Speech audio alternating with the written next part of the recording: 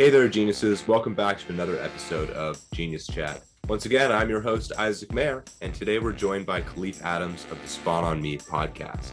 The Spawn on Me podcast is known for having open and honest discussions regarding hot topics in society and gaming with some of the biggest names in the space. It's recently had some major developments, such as being acquired and featured in Times Square, so I'm super excited to talk with Kahlief today. He has some great stories for us. Let's jump right in.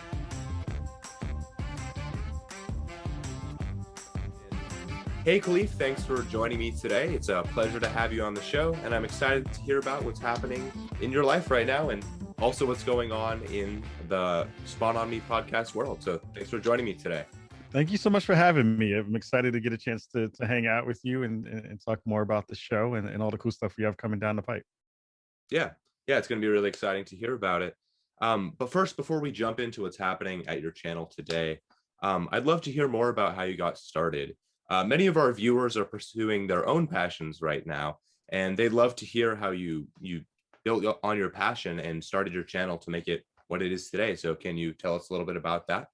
Yeah, I've been in the space in the video game industry for around probably, 12 years now. Kind of started really early on in the blogging space with a blog called the Spawn Point blog. Did that for a couple of years, and it didn't really pan out the way I had hoped. So you kind of rebooted and kind of restarted everything back up. And then in 2013, myself and a friend, Cicero Holmes, who is doing some fantastic work out in the space now as well, joined me, and we did a podcast starter that was called Spawn on Me. And now 8 years later, we're still going strong and making great content, kind of spotlighting people of color in the video game industry. And it was really interesting to kind of like jump into the content creator space, having kind of not been in that space before. Started when I was just kind of at my desk in an IT job back home in New York, and then again, 8 to 10 years later, now interviewing some of the top people in gaming and having conversations about how we can make this space better with the work that we do. Yeah, it's been amazing to listen to your podcast and hear about how you talk about, the community working together to bring each other up. And you have these moments, where you're talking with other influencers and people in the space about how you can build each other up. And you have kind of these moments where you realize that the community is kind of what helps bring all these forces together and helps make, the Spawn on Me podcast and the people that you work with, have really amazing platforms and great spaces to share important info. One of the most amazing things about your channel, I think, is that you talk about, a lot of stuff that like really matters. You talk about really interesting gaming, and you talk about a lot of interesting stuff in politics. Yeah. And that's great to see. So, have you always had a passion, for that sort of thing, for gaming, for politics? Yeah, for sure. I think that, one of the things that has been most interesting about doing this work over the past 8 years has been, the unwillingness for lots of folks in the space to kind of be more open about not only their, kind of political views or their views around the world, the work that we do, spotlighting people of color and underrepresented folks and marginalized folks.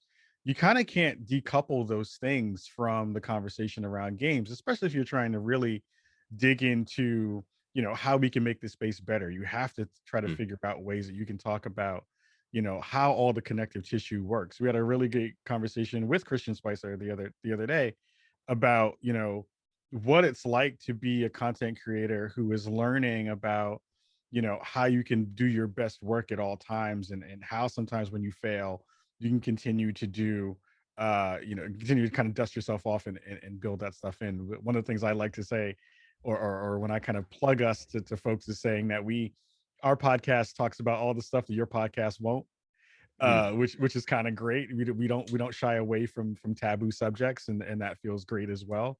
And it does a service to the community as well, to feel like they're not alone in understanding that people see them and see the things that they may be going through while enjoying this amazing pastime of games that we all have come to enjoy. Yeah, I know that's really resonated with me when you kind of you take off the filter and just talk about the things that are important and that, like you said, other podcasts might not be so willing to talk about. So that's really cool. Yeah. Yeah, and now that I've heard a little bit of that backstory, I'd like to talk about some of the work that you've done with Twitch. So you've done a lot of exciting work with Twitch. You were the Pog champ for a bit. You're on 4 billboards in Times Square. You've been working with their VP of Trust and Safety. Can you tell me a little bit about what it's been like to work with them and how this happened for you? Yeah, I mean, I love Twitch. I have lots of wonderful folks over on that end who continue to lift me up and lift the messaging of what Spawn on Me is to that space. We were PogChamp for a day. They had a wonderful campaign in which they let me use my wacky face in a weird way to showcase the goodness there that was happening across the community. I think they get 28 million people who visit that site a day, and knowing that possibly 28 million people might have seen my small emote for a day was wild to think about. In conjunction with that, they did a really fantastic campaign around Black History Month, and featured myself and alongside many fantastic other creators of color and Black creators. But they set aside, a couple of very particular spaces and went out with myself and 2 other folks first, when they started to do these campaigns that they ran on billboards down in Times Square, which for me as a homegrown born New Yorker is the pinnacle of feeling like you're coming home in an interesting way when I'm all the way across the country. It is a thing that you dream of as a New Yorker, to see your face or something you've done on a billboard in Times Square, and to be on 4 of them downtown was one of the most amazing things in a bucket list thing that I got a chance to check off. And one of the things that we do on the show is we're constantly having conversations about why doing this work and being in this space is important. And a conversation that's bubbled up over the past couple of years on Twitch has been keeping their streamers safe. um and it's just been difficult. It's a hard thing for them to kind of wrangle themselves with. And we were very lucky. We had the head of trust and safety, Angela Hessian, come on the show alongside DJ Wheat. And it was the first time the platform had ever done anything like that. It was the first time that they offered up people from the company to come onto a show that was not directly from Twitch, and talk about issues in the community. And we felt very honored to be able to be the place that felt like they could feel safe and feel like we were a trusted place in the conversation to be able to have that with. So that was monumental for me as a person who wants to continue to try to figure out good ways to put nuance into the internet. And it was great to be able to figure out ways to work with them to get that done. And I think some of the conversations we had there actually benefited the community in ways that they didn't even expect. And we got some good feedback, not only from them, but from the community as well on the conversation. So I was super pleased with that, and hoping that we can do more, bigger and better things with Twitch in the future. Yeah, that's really exciting to hear about, and it sounds like it must have been so exciting to hear about how that all happened. What was it like when Twitch first reached out to you and you started kind of having these bigger conversations?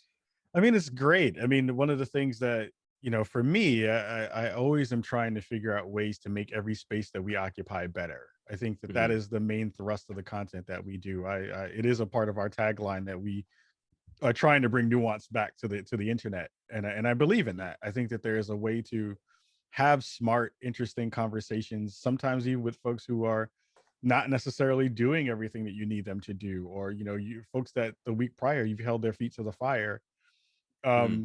to feel like they have a place where they can have an honest and open conversation with you about how to make the space better. So, getting the chance to work with the platform in that way, and in other ways through the charitable stuff that we do and the charity work that we do as well, always feels great, because it feels like they're giving us one of the biggest platforms on the planet to do good work that makes the world better. And that to me is what makes the most difference. Yeah, that's amazing to hear. And I think there's a lot of people, probably a lot of people listening right now, that are wondering how they can start to do stuff like that. What advice would you have for someone who's looking to do the same sort of work that you're doing, to make The that difference? Yeah, I think now is the best time in all of time of making content to jump into the pool. I think that the conversation usually was one around there being barriers to, from a tech standpoint of, podcasting is really expensive and it's hard to get into. So I don't want to do that because I don't want to chunk down the thousands of dollars to get that part of it done.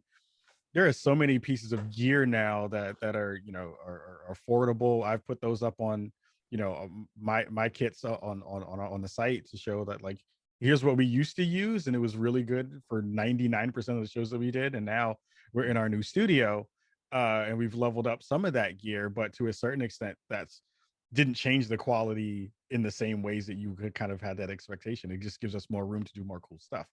So I would say, now is the perfect time to use your voice to get into the game in that way, either whether it be streaming or podcasting or cosplaying or doing any of that stuff. Mhm. And the best part is the industry is so wide and vast that there is a space for everyone. There's literally a space for, if you want to do something cool, you can do something cool here.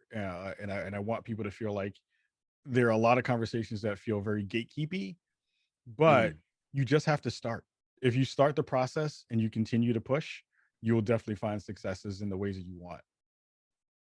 That's great to hear. And, I'm a big supporter of that attitude of, keep trying, keep pushing, nothing that's worth doing is going to be easy necessarily.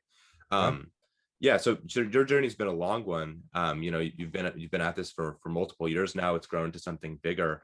Um, I'd love to hear of a roadblock that you overcame. Was there something that was difficult to move past? Maybe something that was, made you feel like, oh, like, is this the right thing to be doing right now? Is this difficult? Like, can I keep going? But you pushed past it and kept persevering. I Oh think that'd be really yeah, inspiring. for Yeah. sure. And thank you for asking that. Probably about a year and a half ago, I was probably going to quit making Mhm. content. Um, we weren't really seeing the numbers that I had expectations for. We had been doing it for multiple years, and there's an interesting balance between the way that our show works and a lot of other ones does, where our numbers weren't as big as other folks, but we were getting the top names in the gaming industry. Like, there were, Mhm. I can count on one hand how many podcasts, especially run by people of color, who get the head of, one of the heads of Xbox on your show, and getting, multiple people who are well known within the gaming space, but also not cracking, 10,000 downloads a month. Right. So, Mhm. we were having a struggle there. And I was like, wow, we're doing some of the best work on the planet and we're not getting the numbers that reflect that. And I can't send those numbers to a potential sponsor or any of those other things to help us kind of financially grow. And then I kind of, I with a couple of friends and a lot of help and a lot of encouragement from not only them but my wife and other folks who said, the work that you do with Spawn on Me actually makes the world better. We have had Mhm. conversations and feedback from numerous people in the industry. We had feedback from our fans that say, no one else is having this conversation and you're the only ones doing this. This is what this needs to be. And and I hope that you keep going, because you will someday find success in a way that feels really good for you. And that, we wind up getting doing a deal with our friends over at Fanbyte, who came Yeah. to us and snagged us, and now we have a 3-year deal with them, which is monumental because it came in at a time where I was really thinking about hanging it up. And it kind of just really goes back to say, when you're thinking about giving up, give it a little bit more, like give it a little bit Yeah. extra, give it a little bit more time, because there's times when you really just are at your wit's end and you don't know what else to do. And if you keep pushing and your work is good and it's really being, from the heart, it'll wind up finding people and it'll wind up finding folks who really come to it in a good way. So, I was lucky enough to be able to do that and continue to kind of push and grind in that way. And it seems to be paying off even more with, randomly this week, or, randomly, during the time that we've had this conversation, I was tweeting at The Rock and he responded to it like in a Yeah. random way. So it's like, you never know exactly where goodness is going to come to you, but if you continue to push and persevere, good stuff will come to you. I fully believe that. Yeah, it's super inspiring to hear that story. I love hearing about, how went through this tough time and then bam, you're acquired by the Fanbyte network. Yeah. Um, yeah, like you said, keep pushing and you'll succeed. And it really takes just putting yourself out there and making that effort to get that ball rolling. So to anyone listening, you can do it. Yeah. You can do it. So before we go today, I just had one final question. I'd really love to hear about some of the stuff coming up for you in the future of the Spawn on Me podcast. What should our viewers look out for? Yeah, we have a lot of fun stuff coming. I think we're going to be doing some stuff with WonderCon, which is coming up soon. We've had some conversations around doing things with San Diego Comic Con, which would be a huge thing for us as well. We're constantly thinking about and doing things in the charity space with our platform called Spawn for Good. We've raised almost $20,000 over our 5 events that we've done, that kind of reach out to organizations that a lot of gaming industry folks don't actually raise money for. So, alongside folks like St. Jude and other ones, we kind of tackle ones that are really connected to social justice issues. And that's been super rewarding as well. So I think that's one thing. And of course, we're going to continue to come with bangers in terms of shows, Yeah, with fantastic guests and things like that. We have some folks from Niantic, which runs Pokemon Go, coming on the show very soon. awesome. We're hopefully going to have Tim Schafer, industry legend, on the show very soon. I'm going to be producing my second award show this year with the Blacks in Gaming award show. So there's a lot of really cool stuff that's coming down the pipeline, and even some stuff that I can't talk about yet that's coming. That's really really fantastic. So I'm lucky enough to say that my star is rising at a really good time, and it feels nice to be able to have our Chicago residents is what we call our fans, in tow with us, making sure that they're keeping my feet to the fire, and we're just putting some fun content out in the world, and trying to make people happy. So that's where we're kind of moving for 2021 and beyond. Yeah, that's exciting, and I look forward to seeing more. Well, thank you for joining me, Kahlief. This has been an awesome conversation. I know our viewers have definitely benefited from it. I know I have. Yeah, you can find the Spawn on Me podcast on your favorite streaming channels on Twitch, YouTube, and make sure to follow Kahlief on Twitter, Facebook, Instagram, as well as Geniuschat. You can see our Twitter journey where we're raising our follower count. And yeah, that's all for today. Thank you once again, Kahlief. Thank you so much for having me. Excited to see you, and peace out, everybody out there in All chat, right. man. All right. See you.